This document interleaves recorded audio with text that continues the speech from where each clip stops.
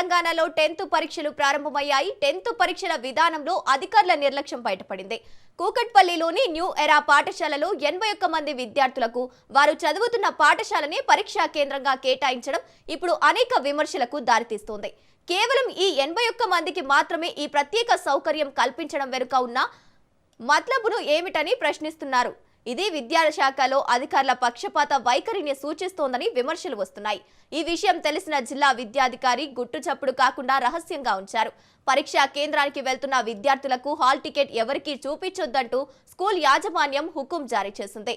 మార్కుల కోసం ప్రైవేటు విద్యా సంస్థలతో అధికారులు కుమ్మక్కయ్యారని అనుమానాలు వస్తున్నాయి.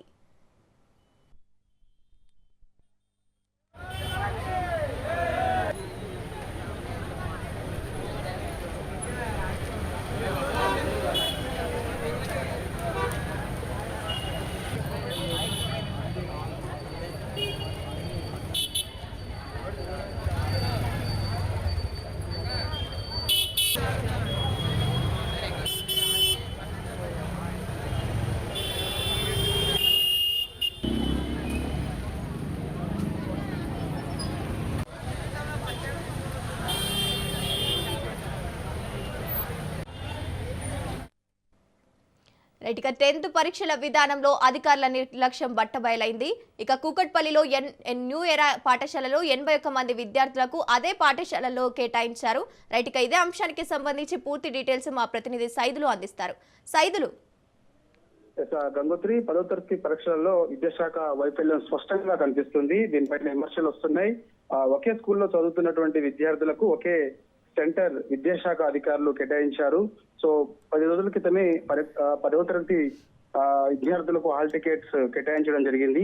సో ఈ విషయం తెలిసి కూడా వెంటనే ఆపేసే అధికారం లేదంటే పై అధికారులకు చెప్పే అధికారం కూడా కింది స్థాయి అధికారులకు ఉంటుంది. లేదంటే నేరుగా మనకి 10th బోర్డు నుంచి హాల్ టికెట్స్ వస్తాయి కాబట్టి 10 రోజుల క్రితమే హాల్ టికెట్స్ ఇస్తున్న సమయంలోనే ఒక్కసారి చూసుకోవాల్సిన అవసరం ఉంటుంది.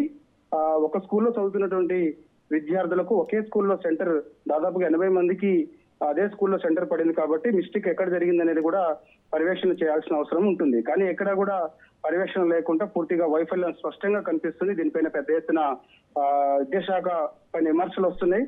కాబట్టి కూకట్పల్లి న్యూ ఎరా స్కూల్లో చదువుతున్నటువంటి విద్యార్థులకు అదే స్కూల్లో దాదాపు 80 మందికి సెంటర్ పడింది.